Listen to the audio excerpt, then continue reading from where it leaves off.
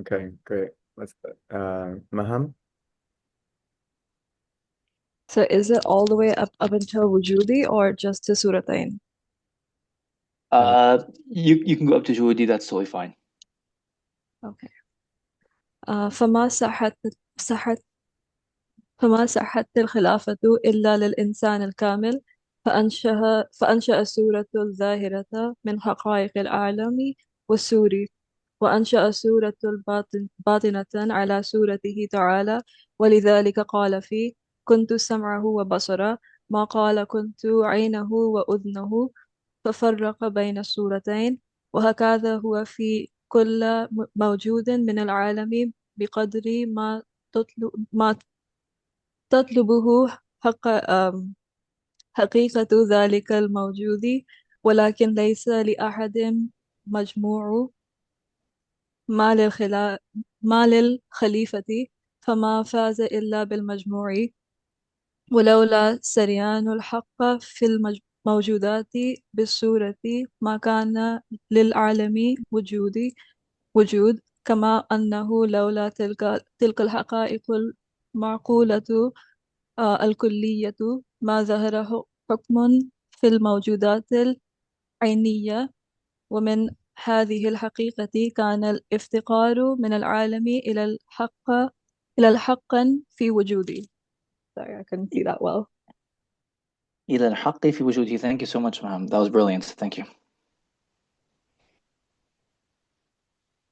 And Dr. Huda and then Mina, please. Go ahead.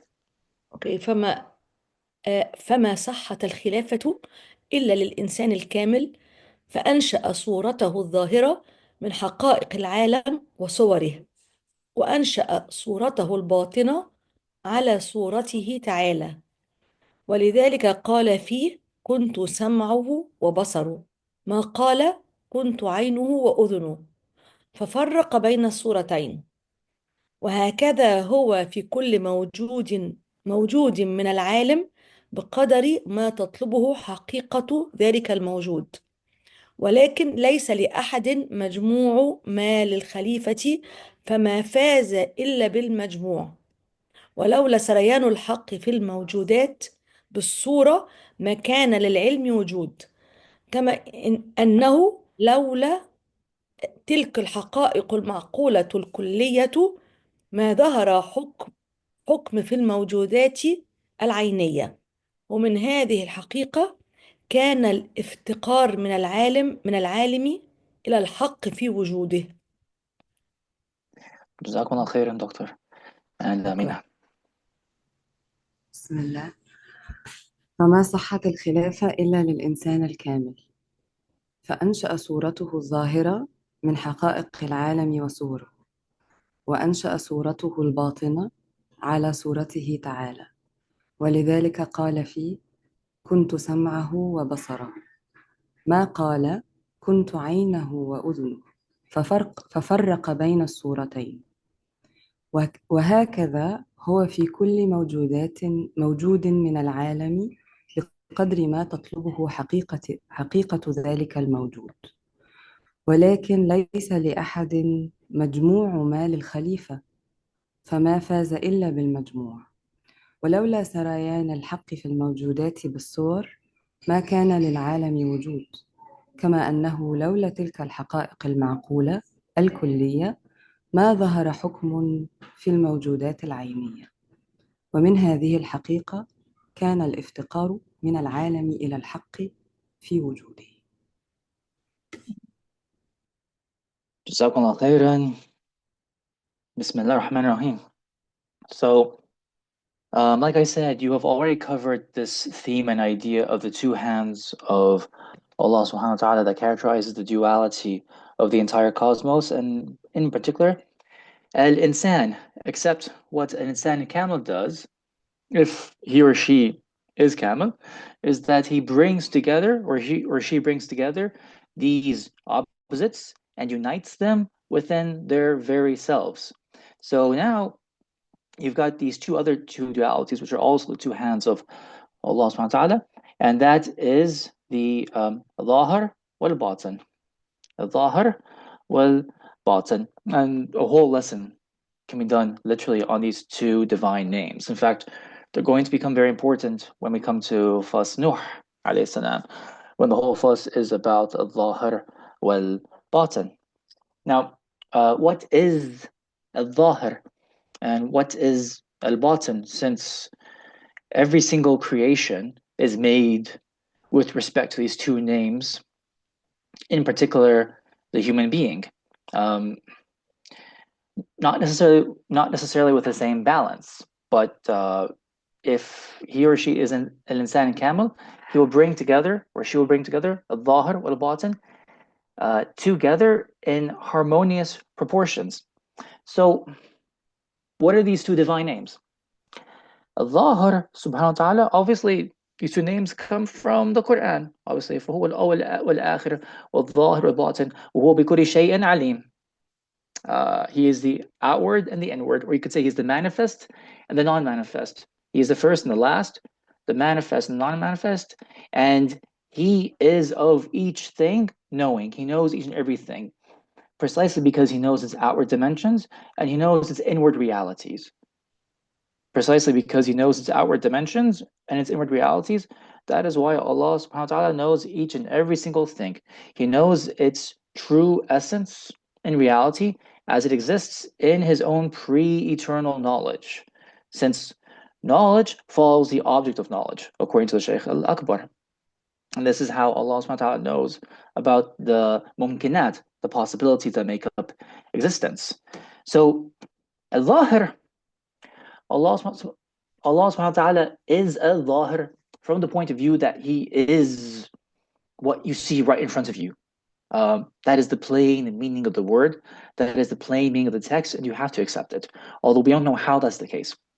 So the Shaykh al-Akbar, he says that he is Zahir to such an extent that he is right before your very eyes, even if you don't see that, even if you don't recognize him. In fact, his presence is so clear, it can be compared to luminosity and the light of the sun. It can be blindingly clear, so blindingly clear that you're not aware that he is right before you. And he has a presence in all the objects of existence. So the Shaykh al-Akbar says that he is huwa ayn al-mawjood وهو وجود الموجود بس هو ليس الموجود نفسه, right? He is identical to the mawjood because the mawjood is borrowing from his own wujud. So it's his own wujud that you're perceiving, but he's not the thing itself. Otherwise, we run into other kinds of problems. He's not identical to let's say, he's not limited to the thing itself, but he takes on the delimitations, you could say the limitations and the delimitations of the thing itself. So wherever you turn, and that's why wherever you turn, so wheresoever you turn, you will see the face of God, and that's a haqiqah. So that is the dhahar. And what is also dhahara minhu is that you see his names throughout the whole of existence, and you see his acts throughout the whole of existence, and you see his effects throughout the whole of existence. There can be nothing else other than him. So wherever you turn, anything you contemplate, you are always contemplating Allah subhanahu wa ta'ala, and you are seeing Allah subhanahu wa ta'ala. But how are you seeing him is an entirely different story. The awliya know what they're seeing, and they know how it's Allah, but we don't know. But we just know that it is the case. And that is a zahir. And so he's so clear, ironically, we can't really know him from his luhurihi, not completely, but we can know different aspects of him based on the names that become manifest in existence and their effects. Then al-ism al-batin, he's so hidden from the entire cosmos, so hidden from ourselves, you will never ever know him. Except that when these names have a basis in reality, Allah subhanahu wa ta'ala is the manifest, and he's manifest to himself. He's manifest from himself to himself, but he's not hidden from himself. He's not باطن عن نفسه. هو ليس باطن عن نفسه. So the name al-Batin applies to us. It doesn't apply to him. Nothing is hidden from him. Nothing is hidden from Allah. Nothing is batin anhu. But everything is revealed to him, seen by him, and manifest to him. So with these two names, when you bring them together, just like Dr. Ali said when he's quoting Sayyidina Abu Sa'id al-Kharaz, one of the major awliya, who said, I have come to know Allah by the uniting of the opposites, by bringing together the opposites. So when you bring together the Zahir and the Batin, then you see Allah clearly, and you enter into a state of perplexity, hayra. And when you're in that state of perplexity, then you know that what you're seeing is Allah, and you are experiencing Him as He really is, without any distortions. So if we talk about al-Zahir is what is clearly differentiated and multiple. So it pertains to the outward dimensions of wujud. Whereas when we talk about the inward is wahid. It's wahid, it is ahad, and there's tawheed, it is united. It is one thing. And those dimensions apply to us as well. Like when you talk about the outward dimensions of your own body, how does your own body manifest?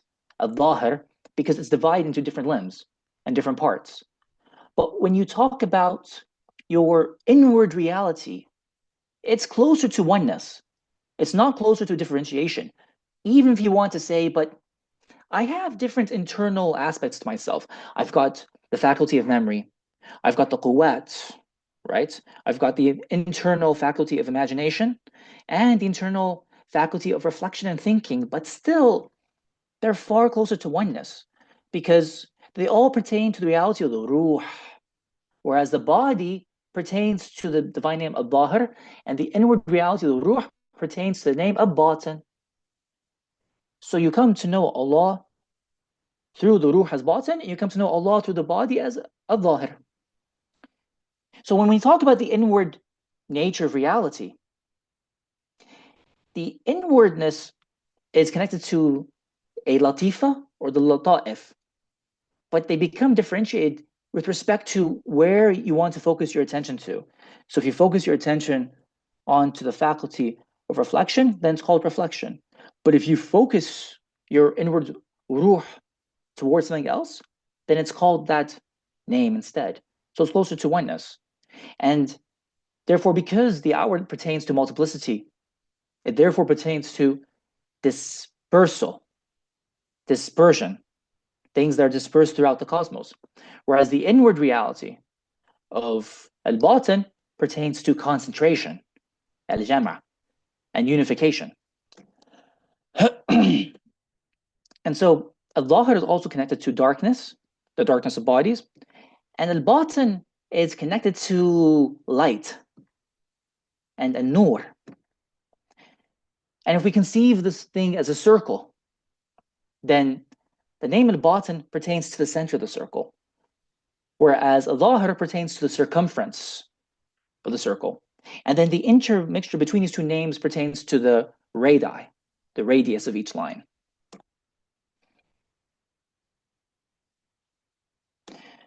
And so, if we want to talk about the objects that become manifest in the cosmos, those are called the madahir for Allah subhanahu wa ta'ala's divine names.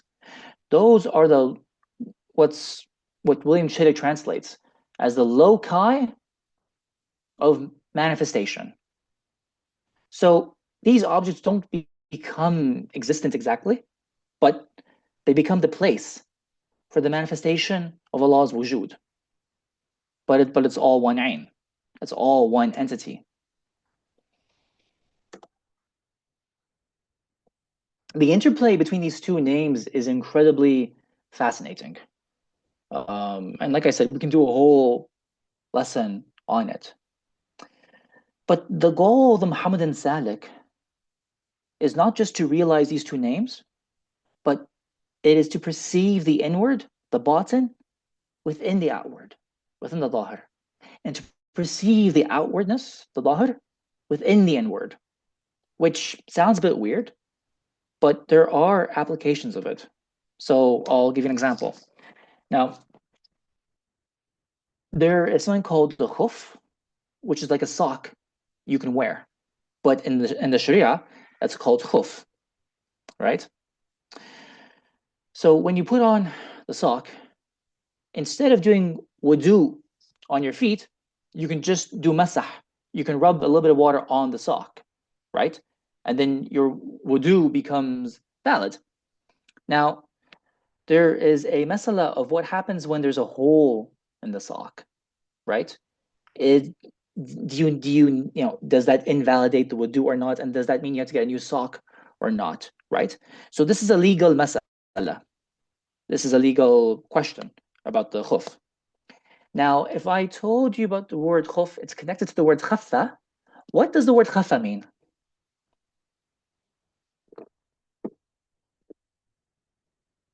To conceal? Hide. Hide, conceal, yes. So it's to hide and conceal, right? So it hides and conceals the foot. So it's called a khuf. Okay, good.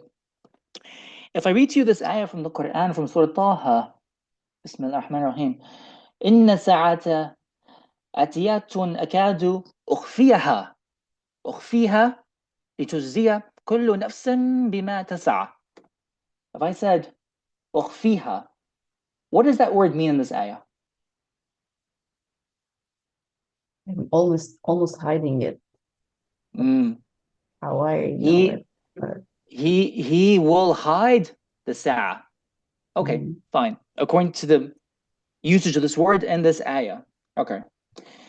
Now, khafa has a second meaning, as Arabic words often do, and much more than second meanings. But what is to be light? Yes, of course, from khafif as well. Yes, but what is the second meaning of this word?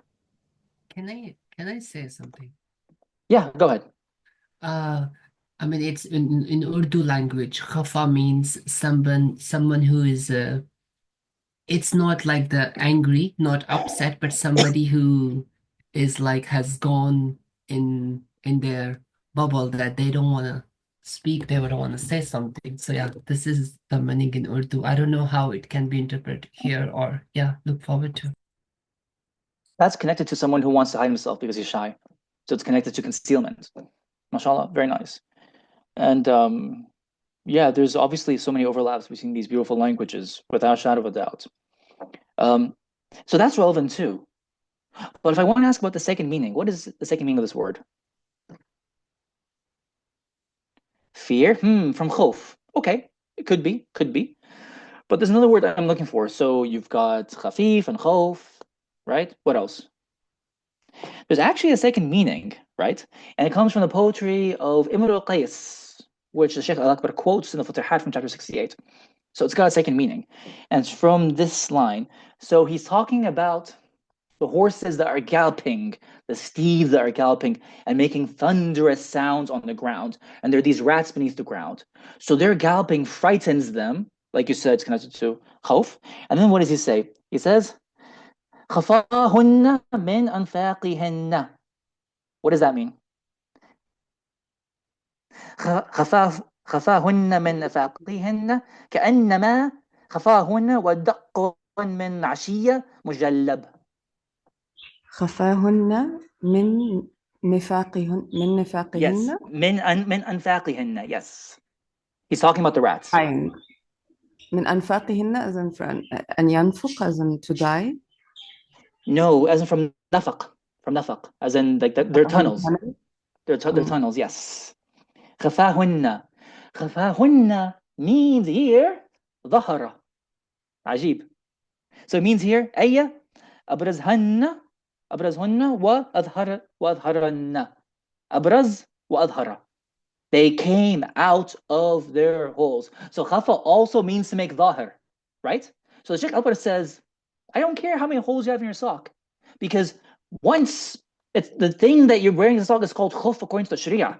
The khuf, which is that which hides, is also what makes manifest. So the whole, what makes manifest your foot? That's part of the sock. Because the sock is just making manifest what's in the foot. It's still called a khuf in Sharia. So then this leads us into a doctrine of Shaykh al-Akbar's. That's called al-Tasmiyah, the doctrine of naming. Why is it called khuf in the Sharia? Why does Allah subhanahu wa ta'ala choose certain names, words? And it's not by accident. It's because they delineate a certain aspect of reality itself. So if the khuf is that which hides, the khuf is also that which manifests and makes manifest. So what you're wearing is still khuf, because that's the meaning of the word. So that's why in the ayah that I quoted, إِنَّ سَاعَةَ آتِيَةٌ أَكَادُ أُخْفِيهَا, you will get as many different translations of that word as there are translators. Because some translators will translate as he hides the sa', but other translators will write he reveals the sa'. Because it's not clear which one it is, because the Arabic language contains both possibilities, right? And so that's an example of how the dhahir is contained in the batin, right? And that's an example of hayra, perplexity. It's ajib.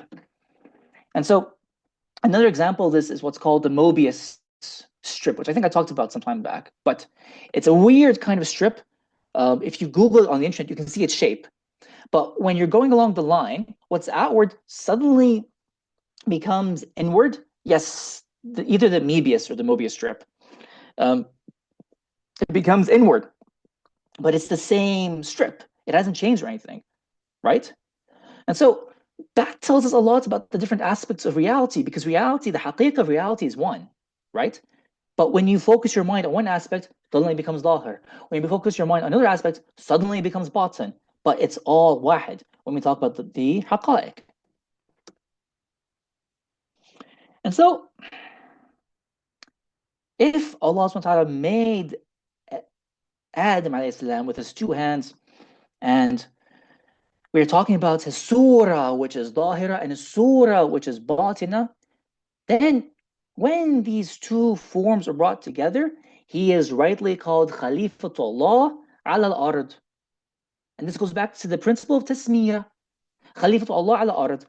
What you learned last time, the Khalifa, by definition, has to be representing the one who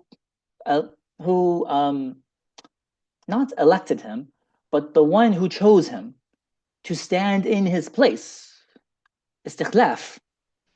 If he does not do that by definition, he's not the Khalifa.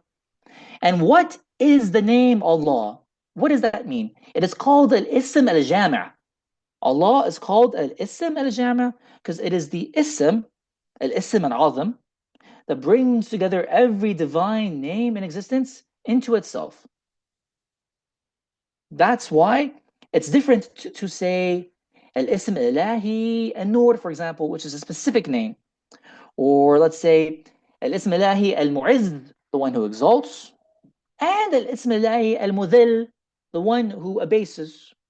Those are specific names. But Allah is not a specific name. He is the name that comprehends all names and therefore comprehends all realities. The divine names, which are more specific, comprehend specific realities. So if you don't comprehend every reality, then you're just Khalifat, X. Khalifat, whatever that name is. You're the Khalifa of that divine name, but you're not Khalifat Allah. So this is tasmiyah. You are the Khalifa of Allah when you comprehend all the realities. And therefore, you comprehend the concerns of all people and the ability to help all people. That's why when you know you have a Khalifa with you, he will always help you, because by definition, he wouldn't be a Khalifa if he couldn't help you. By definition. So the Khalifa must be in the form of the one who comprehends all names. There's another beautiful example of the doctrine of Tasmiyah, and it comes right at the end of the Futuhat. So when Dr. Ali, God bless him, when he says that the Shaykh al-Akbar will take a metaphor and beat the metaphor to death, he's not kidding. he will take the metaphor to its fullest conclusion. So, in Sharia, there's something called a neighbor, al-jar. And therefore, if someone's called your neighbor, he has the rights of a neighbor. So to demonstrate this, the Shaykh al-Akbar gives a story of a Bedouin who had a visitor who was another Bedouin. And the visitor said, I see you have some locusts with you, and I would like to eat your neighbors. So I want locusts for myself. But then the Bedouin, he stopped and he said, did you call them my neighbor? So he stood up and took out his sword and said, as long as they are my neighbors, you have no right to them. And that's even with a pack of locusts, right? Just because he called them neighbor. So the hukum is dependent upon the name. You called the locusts my neighbor, so now they have the hukum of my protection. And they have rights over me.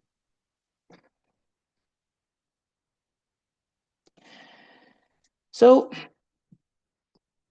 if the outward forms pertain to the realities of the cosmos, and the inward form is a reflection of Allah subhanahu wa ta'ala, then this is exactly why he says, كُنْتُ سَمْعَهُ وَبَصْرَهُ وَمَا قَالَ كُنْتُ عَيْنَهُ وَأُذْنَهُ, because your ear and your eye is what pertains to the outward form, whereas your hearing and your seeing is what pertains to the inward form and the inward realities.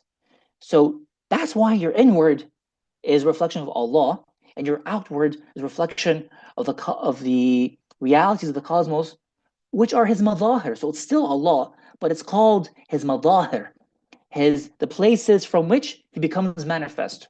Whereas we say the inward is a reflection of Allah Himself, who is unseen. So it is correct to compare Him to the inward, because just as your inward is unseen, He is also unseen. And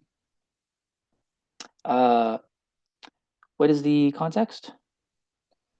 Oh, the Mobius strip. So it's to do with what's outward and it's to do with what's inward. The Mobius strip contains the outward and the inward in itself. If you want, I can explain it after the lesson. It's easier to explain with the actual picture itself.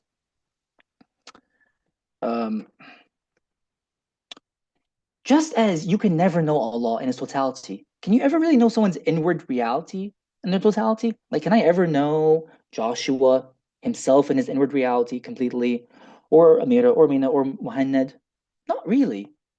So it is appropriate to compare Allah to the inward, since you can never know Him in His complete totality. And then he says, so every form in the cosmos has something of the outward and the inward in them, but no one brings them together within themselves except al-insan al-kamil. And so this is a reality that flows throughout the entire cosmos, and Allah's reality flows throughout the entire cosmos. ومن هذه الحقيقة كان الافتقار من العالم إلى الحق في وجوده. As you have come across multiple times, the cosmos is in need and is poor towards Allah subhanahu wa ta'ala to give it its wujud. Because if it wasn't for Allah, then it wouldn't even be able to exist. Now, there is one other theme that we could talk about here. And by the way, the Shaykh al-Akbar, whenever he talks about a theme, like he probably has like dozens, if not hundreds, of themes, where you could do whole lessons on just those themes by themselves. So he talks about the ayah, Ya ayyuha an-nasu antum fuqara ila Allah wallahu ghaniyun min al-alamin, or is it an al-alamin? وهو al-ghani al-hamid. That's another ayah. But he is ghaniyun an al-alamin. But you are the fuqara towards them. So, okay, let me do this point and I'll get to the question, inshallah. So if it says that we are the ones who are poor towards him, The way the Shaykh al-Akbar reads that is that يا أيها الناس أنتم فقراء إلى, then you can put X as a variable or Y as a variable. So if I am in need of food because I don't have it, then for you, Allah at that moment, food at that moment is Allah. And if I'm in need of warmth or shelter, then in that moment, Allah is warmth and shelter at that moment. So whatever you need in the entire cosmos, it's always Him forever and ever. When you need that thing, it's actually Him. And that's the meaning of that verse. So when you are in need of Him, He manifests Himself to you in the form of your need. That's why when Sayyidina Musa ﷺ was looking for fire, or a brand of fire, Allah revealed Himself to Musa ﷺ in the form of fire. And He reveals Himself to each person in the form of their need. Sayyidina Khidr, he was searching for the water of life. That's how he became Khidr. And he's able to live without dying until it's his time to die, closer to the day of resurrection. But what was he doing when he was in the army of Alexander? He was looking for water. So Allah subhanahu wa ta'ala manifested Himself to him in the form of water, right? And then the Shaykh al-Akbar has a brilliant anecdote here. And he's quoting the Quranic verse that talks about the kafir and the kafirun, whose works are like a mirage, right? It's a sarab. They walk towards it and they find that there's nothing there because their acts are worthless because it was done in kufr. And then they find Allah and Allah will take them into account. So the normal tafsir that, like, from someone like Shaykh Fakhruddin Razi is that Allah yuhasibuhu means Allah will punish him. But the Shaykh al-Akbar says it can have another meaning. The kafir was looking for the source that would give him, well, he was looking for water. If it's a mirage, what he was looking for was water. When he comes to the mirage and finds nothing there, what he will find is Allah by his side, because he doesn't find the sabab, that is the cause for his salvation. Because when he finds nothing, that means the asbab are not there. And when the asbab are absent, what becomes present? Allah. So then Allah will be water for him, and Allah will be life for that kafir. And that's a very Jamali reading of that verse.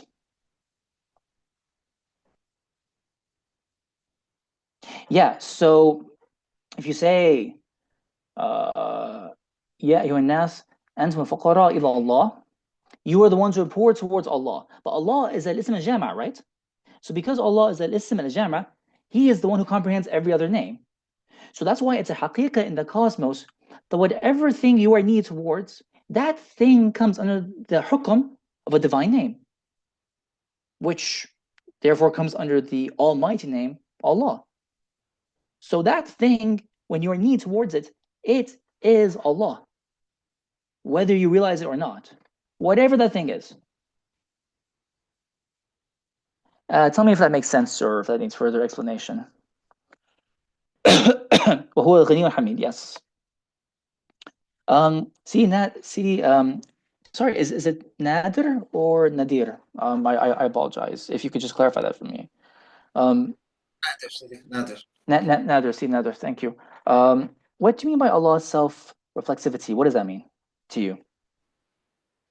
That Allah subhanahu wa ta'ala,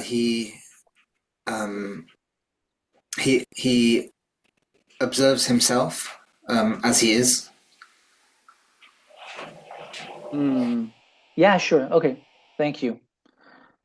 I would imagine that means that just as he observes, just as we observe ourselves, we are doing it because our ability to observe is borrowed from his asl, his root name to observe, since he is a raqib, the one who observes things.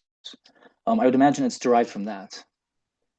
And then that brings up the whole question of consciousness. But I think like that would take a long time to get into.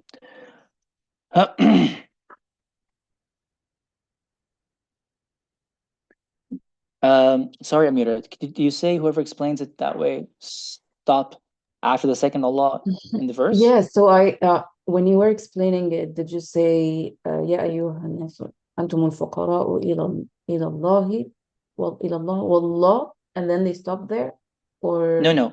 So أنتم الفقراء إلى, and then you put the variable X. Then Allah is whatever that variable is. So that means okay, if you're faqir towards water, then he is water. If you're faqir towards fire, he's fire. If you're faqir towards hub, he is hub. He's all of that, right? Okay. He's all those things. Yeah, so we can move on then, inshallah. If there aren't any questions, but if there are any questions, do let me know. Can we get 3 more readers, please?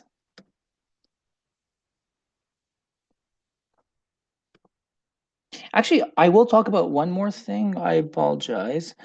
Before we move on. So we're talking about Khalifa, right? So the Khalifa is that which alludes to the various categories of awliya as well, right? So if you talk about what is a relationship between wilaya and nubuwa, right? You have like a very large circle, and wilaya is the circle that comprehends everything. Then a smaller circle within that is nubuwa. So every nabi is a wali, but not every wali is a nabi. And then at the peak of that circle, you have the Rasul, who are the messengers. Even amongst the messengers, there is one level higher than that, and that's the Khalifa messenger. And he is the messenger who rules over his people with the sword and with power and within a position of power. So there are Khalifa messengers. So Sayyidina Dawood alayhi salam is the prime example of that, being a Khalifa messenger.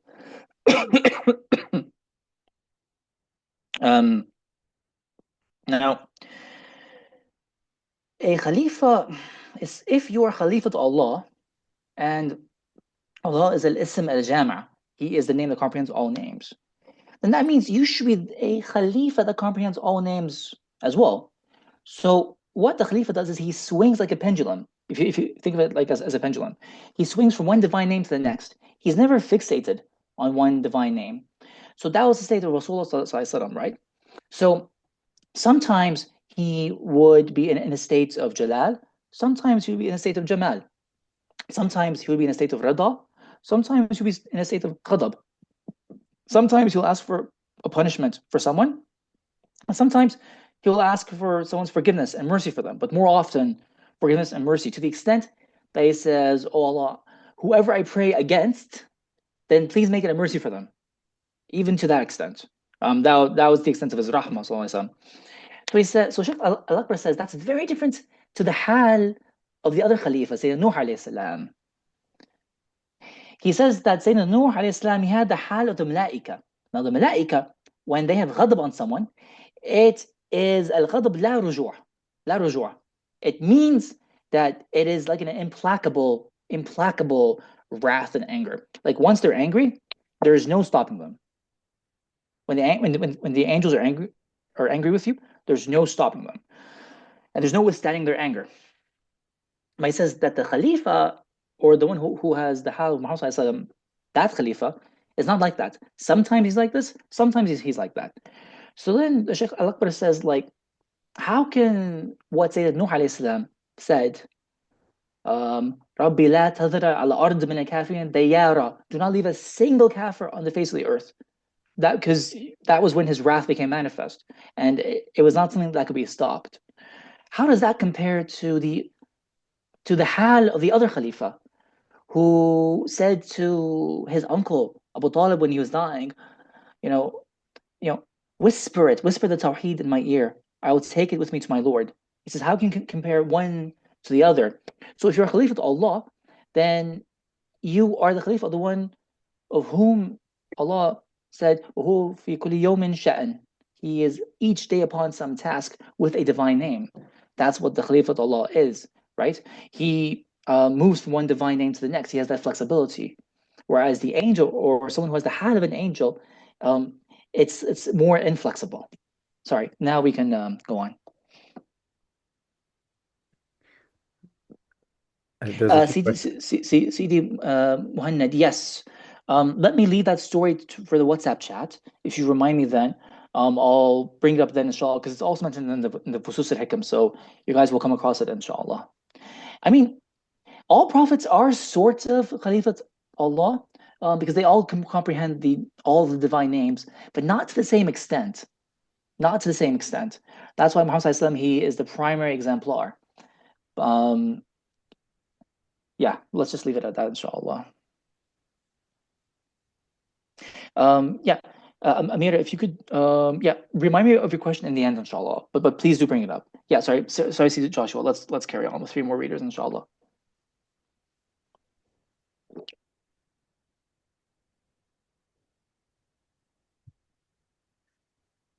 Do we have 3 more?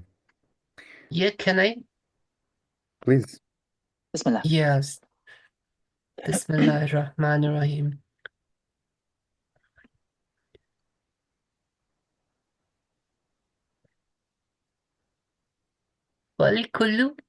فالكل.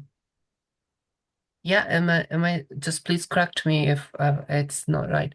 فالكل مفتكر ما الكل مفتكرون, yes. مفتكر ما الكل مستغن. هذا هو الحق قد قلناه لا نكني. فإن ذكرت غنيا لافتقار به فقد علمت الذي بقولنا نعني. فالكل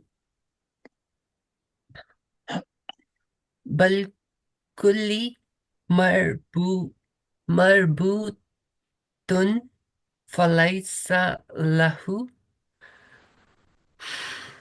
عنه انفصال, yes. عنه. Oh, okay.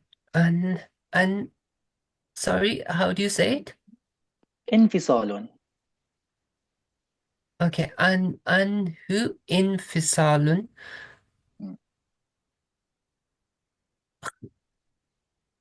خذ ما قلته عني.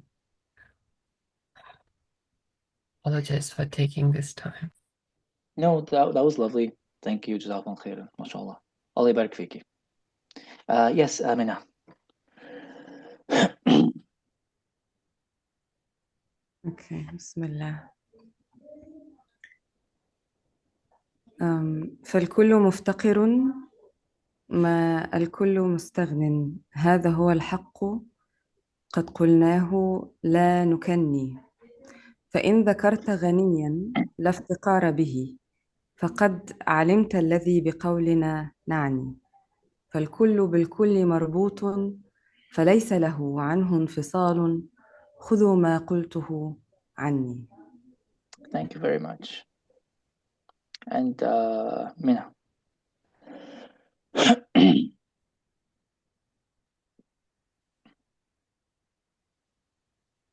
You mean Amira?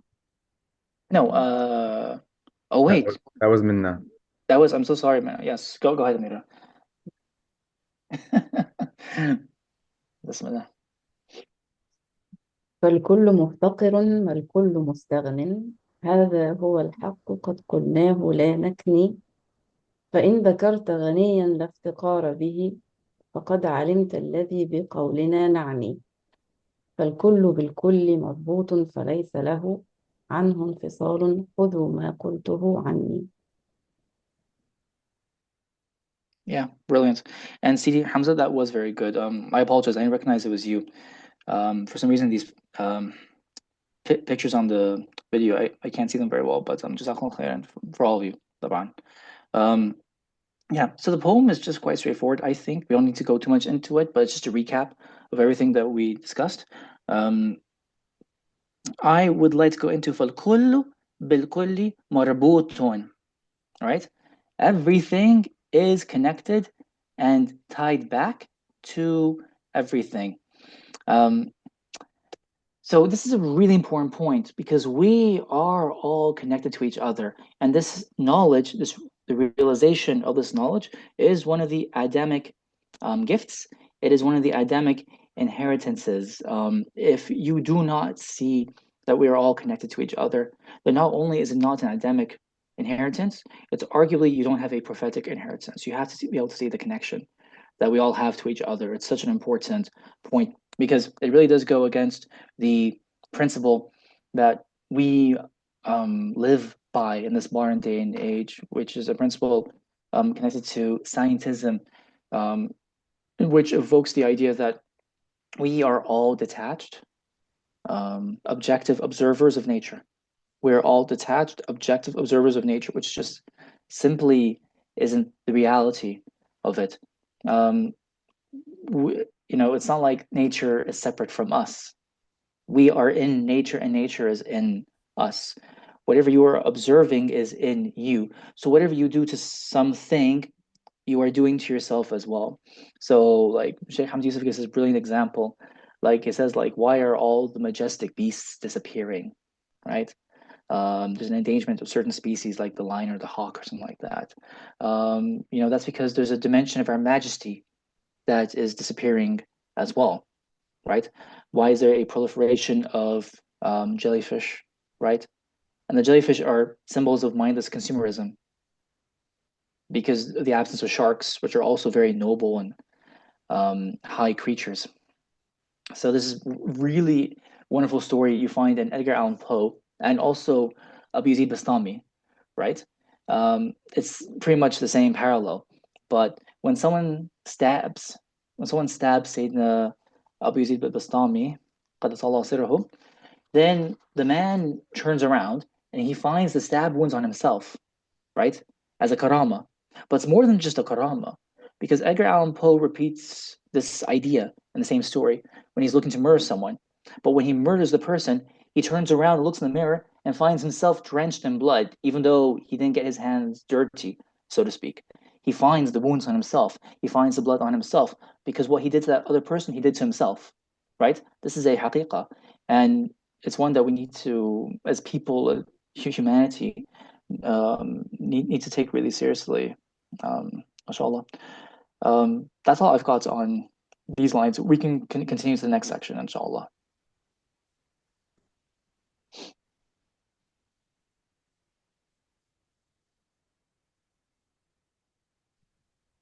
So should we have let's just check in. Sidi, should we read the full of this section, or just want to do a portion of it? Let me see. No, we can go through the whole section, inshallah. But I don't anticipate we'll get past it for this session. I mean, we are at the mark of the hour almost. When do we get to break rooms and stuff?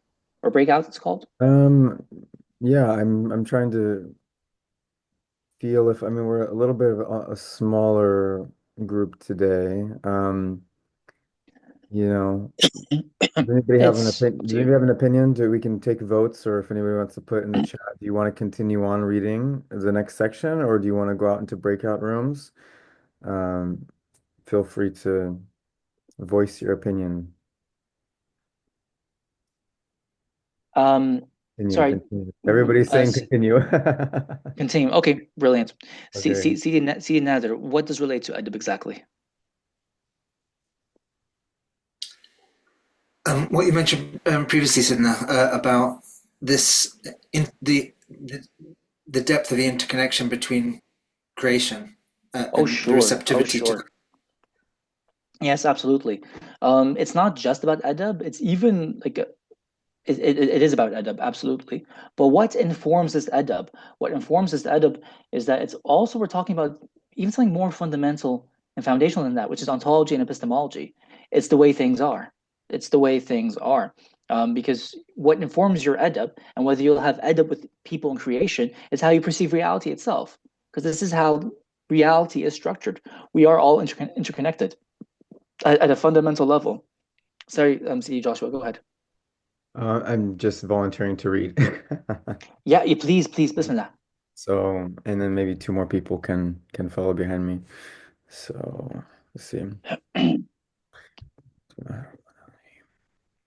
فقد علمت حكمة نشأة آدم عني صورته الظاهرة وقد علمت نشأة روح آدم عني صورته الباطنة فهو الحق الخلق وقد علمت وقد علمت نشأت.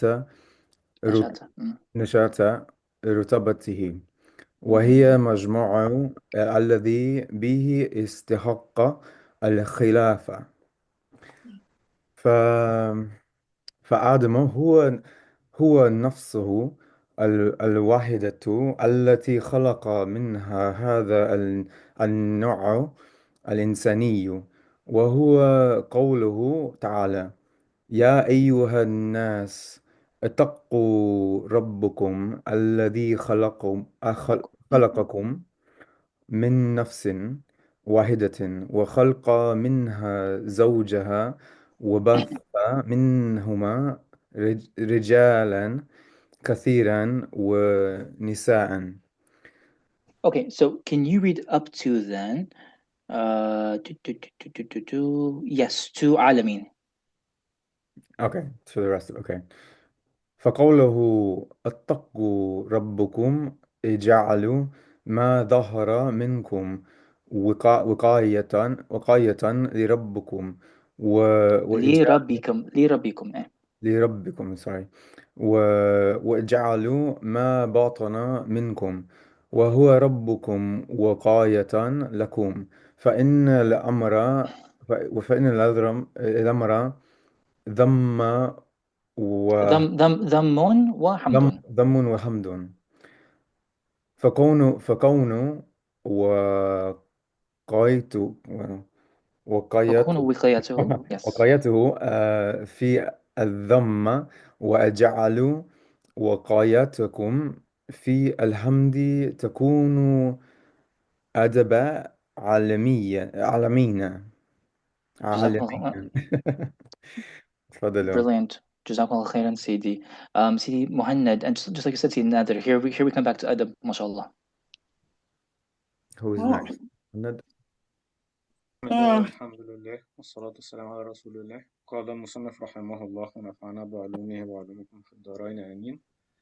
وقد علمت حكمة نشأة آدم أعني صورته الظاهرة وقد علمت نشأة روح آدم أعني صورته الباطنة فهو الحق الخلق وقد علمت نشأة رتبته وهي المجموع الذي به استحق الخلافة فآدم هو النفس الواحدة التي خلق منها هذا النوع الإنساني وهو قوله تعالى يا أيها الناس اتقوا ربكم الذي خلقكم من نفس واحدة وخلق منها زوجها وبث منهما رجالا كثيرا ونساء وقوله اتقوا ربكم اجعلوا ما ظهر منكم وقاية لربكم واجعلوا ما بطن منكم وهو ربكم وقاية لكم فإن الأمر ذم وحمد تكون وقايته في الذم وجعلوه وقايتكم في الحمد تكونوا أدباء عالمين.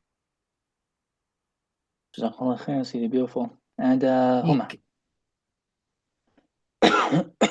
بسم الله الرحمن الرحيم فقد علمت حكمة نشأة آدم عيني صورته الظاهرة عاني صورته الظاهرة فقد علمت نشأة روح آدم عيني صورته الباطنة فهو الحق خلق وقد علمت نشأة رتبته وهي المجموع الذي به تحقق الخلافة.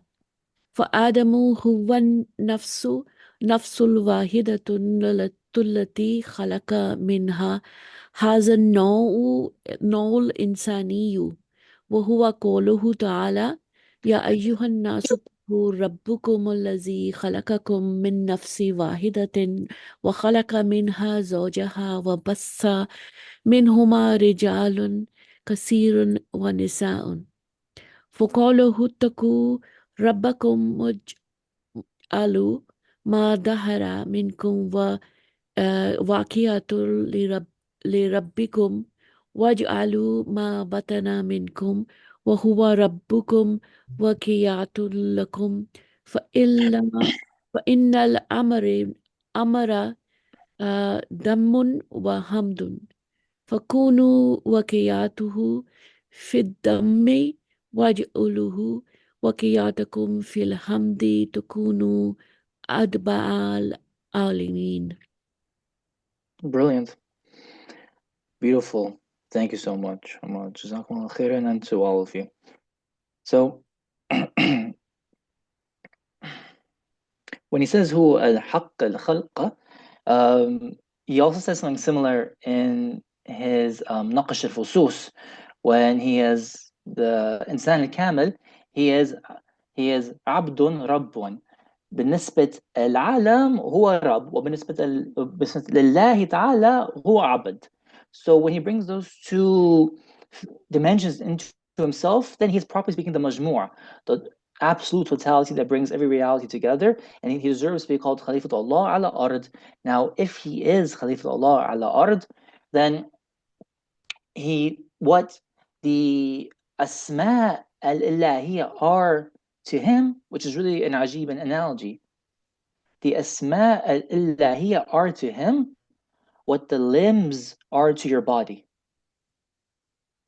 What the asma al-ilahiyya are to him, the limbs are to your body. So he's able to wield the divine names the same way you wield your own bodily limbs. And that's what makes him al-haqq al-khalq. And it is a mighty position. So this position of being Khalifatullah al-Ard, it is, of course, the equivalent of talking about the Qutb al-Zaman. And we've talked a little bit about it before. And the Qutb al-Zaman, he is probably speaking the Khalifa of the age. Now, the Shaykh al-Akbar, he differentiates between the outward Khalifa and the inward Khalifa. There's the outward Khalifa and the inward Khalifa. And there's one who combines both of them in themselves. So after the passing of Rasulullah sallallahu alaihi wasallam, he says that the Qutb after him, and therefore the one who was Khalifa, is, and that, in fact, we use this term, who was Khalifat Rasulullah, right? It's not an accident that we use this term, right? It's not an accident. The first Qutb after him was Sayyidina Abu Bakr as-Siddiq radiallahu anhu, and he is the Qutb al-Zahir and the Qutb al-Batin, which is what makes him Khalifa, right? He is outwardly ruling the Islamic community and the Ummah, and he's also inwardly the reason for the cosmos being maintained. Then after him, it was Sayyidina Umar bin Khattab radiallahu anhu. Then after him, it was Uthman bin Affan. Then after him, it was Sayyidina Ali bin Abi Talib. Then after him, it was Sayyidina Hassan ibn Ali, Imam Hassan. Then, because Imam Hassan, he ruled the Ummah for a few months before he was deposed, if you like. And then the Qutb after him was Sayyidina Imam Hussein alayhi salam. But Imam Hussein, because he didn't rule the Ummah outwardly, then he's called a Qutb of the inward. So he is the reason that the cosmos was maintained at that time. But he did not rule the Ummah outwardly, right? And so it continues to this day. And the Shaykh al-Akbar gives many examples of who he thought were the aqtab of the various ages. In fact, I think I've got the list in front of me, but he also talks about Muawiyah ibn Yazid, not the other Muawiyah, but Muawiyah ibn Yazid, Umar bin Abdul Aziz, and al-Mutawakkil, for example. And Abu Yazid Bastami was the Qutb of his age. And even Sayyidina Abu Madian, he had a very high rank of wilaya. But he became the Kutub al-Zaman for some reason 2 hours prior to his death, which is a really ajib fact. The Shaykh al-Akbar says that he was taught this fact through Kashaf, that he became the Kutub al-Zaman for 2 hours and then he passed away. Now, there's a whole hierarchy of sainthood that takes not just one lesson, but several lessons to get into. But very briefly, the structure of the cosmos is made up of these different divisions of wilaya, and they're the reason that the cosmos is upheld. So, if you've got the Qutb on the top of the hierarchy, below him you have what are called the Imam of the left and the Imam of the right. The Imam of the left and the Imam of the right. The Imam of the left is someone who's called the Saif of the Qutb. He's the sword of the Qutb, and he's responsible for the affairs of this lower world. Whereas the Imam of the right, he is the one who is only concerned with what happens in heaven and in the heavens and the spiritual world and spiritual matters. So after the Imam of the left and the Imam of the right, you've got the Watad, who is the peg, right? Once you've got the peg, he is one of the Abdal, those who are able to manifest themselves in different places at the same time. You've got what are called the Autad when it's the four of them. The Autad, which looks like the picture of a tent that upholds a pole in the middle of the tent, which is a metaphor for the cosmos. They're the ones that keep the tent steady and keep the cosmos steady. So there are four permanent positions. The Qutb in every age is Sayyidina Idris alayhi salam. And then the one who acts on his behalf is the Qutb al-Zaman when he dies and when he's replaced every time. Then the Imam of the left is Sayyidina Ilyas alayhi salam, and the Imam of the right is Sayyidina Isa alayhi salam. And then the Watad is Sayyidina Khidr alayhi salam. And there's always someone representing and taking their places on earth for each and every time. And then you've got all the other categories that come after that. Now, there's a category of awliya who are called the Afrad. The Afrad are the solitary ones.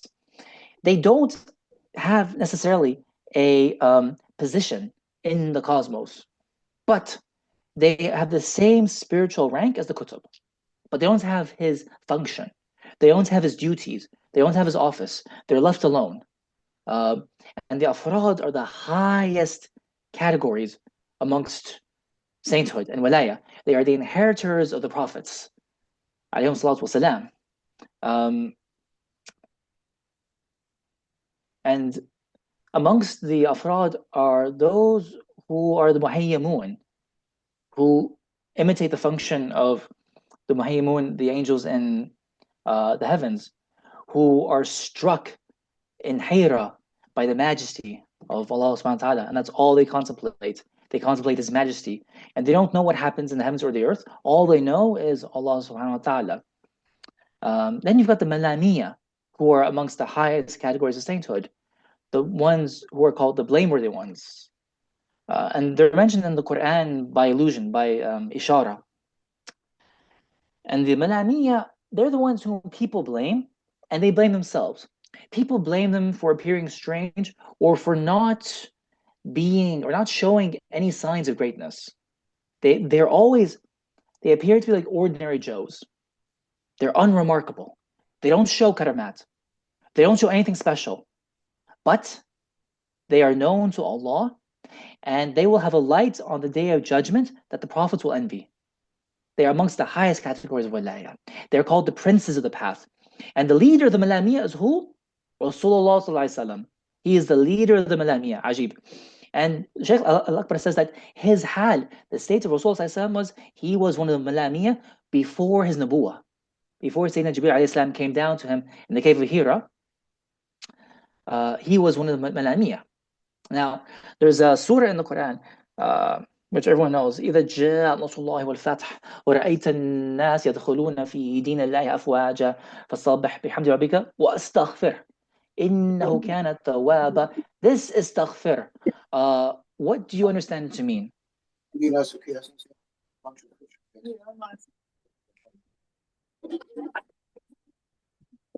The istaghfir means to seek his forgiveness, but it has another meaning. The other meaning was a meaning that was comprehended by Sayyidina Abu Bakr as-Siddiq anhu, and he was the only one. When he heard that surah, he broke down into tears and started weeping, and no one cried with him because he understood what that surah was announcing. It was announcing the departure of Rasulullah, because istaghfir, also ghafar in the Arabic language means al-sitr. Ghafara means satara. So it means conceal yourself. Wastaghfir, become concealed in Allah. Who are concealed in Allah? The malamiyah, who have the rank of wa hurun ain fi maqsurat khiyam. Those who are fi maqsurat khiyam. What's the maqsurat khiyam? Those are the tents. The hur ain, they're hidden in tents because no one should see them. They are the brides of Allah. Literally, they are the brides of Allah. No one can see them. That's why they are in the tent of ordinary actions. That's the metaphor. The khayma represents ordinary actions. No one can see who they really are, but they are beloved to Allah, and they're known to the angels, and they're known to all the other inhabitants in the cosmos, except for men and except for jinn. Now, the Qutb, when he takes bay'ah, so I'll mention two things. When he takes bay'ah, the entire cosmos takes bay'ah with him. The Aql al-Awwal will take bay'ah with him. The Lawh al-Mahfuz will take bay'ah with him. Animals will take bay'ah with him. Trees will take bay'ah with him. Minerals will take bay'ah with him. Even the snake that surrounds Mount Qaf will take bay'ah with the Qutb al-Zaman. That's why Sadr al-Din, I think, no, Musa Sadrani, one of the Shaykh al-Akbar's teachers, he narrated that when he was climbing Mount Qaf, which is, I think, a mythical mountain, but if he climbed it, then it's real. But it sounds like a mythical mountain. When he was climbing it, he spoke to the snake, it was a gigantic snake that encircled the entire mountain, and it encircles the entire world. And he asked him if he knew Abu Median. So the snake replied to him, who doesn't know Abu Median? We all took bay'ah with him. Who doesn't know him? The entire cosmos knows Abu Median. So that is the hal of the Qutb Zaman. So Rasulullah, when he recited the surah, only Sayyidina Abu Bakr as-Siddiq knew what it foreshadowed, because wastaghfir means he will return, means become concealed again in the state where no one knew you. Can become concealed in the state of ordinary actions. So he is brought back to the station of being one of the malamiyah, and it therefore announced his death. It was announcing his death. So only Sayyidina Abu Bakr Siddiq caught on to that, right? So those are the malamiyah. And like I said, there could be like many sessions on the different categories of awliya. Alhamdulillah. Let me see if there are any questions here.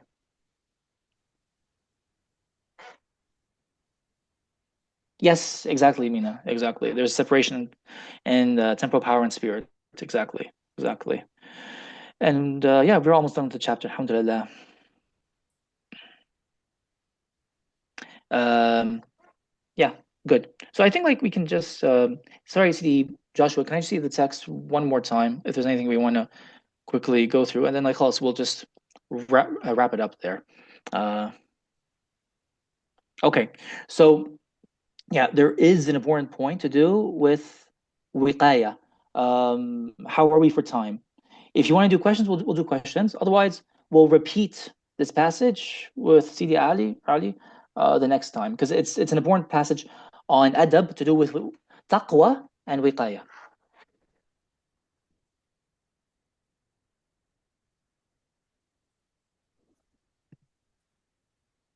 Amira, you're muted. Okay, so I had a question about something in section 1, and now I have 2 questions. One in Sure, yes, section go ahead. 1. Okay, Joshua, can you please scroll up a little bit for the yeah. Okay. So وهكذا هو في كل موجود من العالم بقدر ما تطلبه حقيقة ذلك الموجود، ولكن ليس لأحد مجموع مال الخليفة فما فاز إلا بالمجموع. I didn't really understand ولكن ليس لأحد مجموع مال الخليفة. So no one has the مجموع. whatever was given to the Khalifa as, مجموع. فما فاز No one. إلا بالمجموع. فما فاز الخليفة إلا بالمجموع. Who is he talking about here? Human being. Also, Sayyidina Adam فما alayhi salam represents the human being. Sayyidina Adam alayhi salam, who represents the human being, and Sayyidina Adam alayhi salam himself, they're both consistent, whichever one you choose. No one wins this degree, rutbah. It's a rutbah. It's a degree. Nobody wins this awesome degree except for the one who has the quality of being a majmu' in himself. He brings all the divine names under himself. And he is a locus of manifestation. He's a madhar for every name. And he's not attached to just one name or the other. That's what makes him Khalifa. That's what makes him truly Adami. فما فاز إلا بالمجموع. Once he has his majmu', then he wins this rutbah. Okay. فما فاز. He's not a winner except. Okay. Now I get it. Okay. Yeah, can I ask something here? I'm just confused. Sure. Oh yeah, so the Khalifa is الإنسان الكامل. So the Khalifa is only the Prophet Muhammad, or any human being could be a Khalifa? It's every human being has the potential to be a Khalifa, Khalifa Allah ala ard, but there is an important point you made. It's only through the mishkat of Sayyidina Muhammad sallallahu alaihi wasallam, through his niche, through him. Okay. You can be, anyone can be Khalifa Allah ala ard, but you've got to go through Muhammad sallallahu alaihi wasallam. But yes, anyone has the potential to be Khalifa Allah ala ard. Anyone, yeah. Whether anyone realizes this potential is a different story. Amira, go ahead. You had a second question, right? Yes, the second question is in the second section. Shafwa, can you please scroll down? In the poem or the larger section? Yeah, the second section. No, not the poem. The one after. Yes. So where he comes to explain how the ayah of يا أيها الناس اتقوا ربكم, where he starts saying فقوله اتقوا ربكم اجعلوا ما ظهر منكم وقاية لربكم. Yes. We did not cover this section, but of course this needs an Yeah. explanation for sure. Yes, but I want to see with people if they want to hear it, because it'll take a few minutes. So yes, this needs explaining. Yes. Are there any other questions? And how do you feel about doing this passage? So just okay, Minna has a question, and then a comment, and then we've got about 5 more minutes until our regular scheduled time. So let's see, maybe let's look at Minna's question here. I wonder, does the Sheikh explicitly mention the term الجمعية الكبرى in the chapter? I think he does. No, does he say that? I don't. Can you recall? If you remember it, if you find it, let us know. I don't recall the term الجمعية الكبرى. What do you think it means? So, according to my understanding, الجمعية الكبرى is another term for الإنسان الكامل, where الجمعية he has يجمع all of the universe in him. I think it's actually a passing thought that came through if he did mention it explicitly, because he's in Sayyidina Adam specifically, he does speak about al-Jama'iyya al-Kubra, or the fact that he encompasses everything, the divine names and the whole universe. I don't. For sure. He does mention it in تدبيرات الإلهية in the first chapter. Okay. I didn't find it in Fusus Adam, but if you find it, let me know. But definitely, it's the same idea for sure. Yeah, it's the same idea for sure. I just searched and that term is not in there. Okay, but definitely the same idea is there though for sure. Yeah. So let me know how people are feeling, and then we can either do this passage or we can just call it a day. It's up to people here. Yeah, Huma. So I have a question or a comment, however you look at it. And we've been talking about paradoxes or the two opposites getting Yes. together, and that is where the dimension of Allah. And I think there is an analog in mathematics, in geometry. For example, if we are only restricted to two-dimensional space, and we don't realize that there's a third dimension, somebody could say there are two lines that intersect, but they don't intersect. And so these are two opposites which would seem true and opposite and illogical in two-dimensional space, which is like the space of a flat paper. But in three-dimensional space, these could be two lines that don't occur in the same plane. So they're one above the other. And therefore, even though in a two-dimensional projection, they look like they intersect, they don't. So in a sense, you have to actually go into higher dimension to realize the paradox. And so whenever we have these opposites being together, the ability to perceive them, to see them united, and to resolve the paradox is always a movement upwards into another higher dimension. It could be the one higher dimension, it could be multiple other dimensions, but you actually have to go up.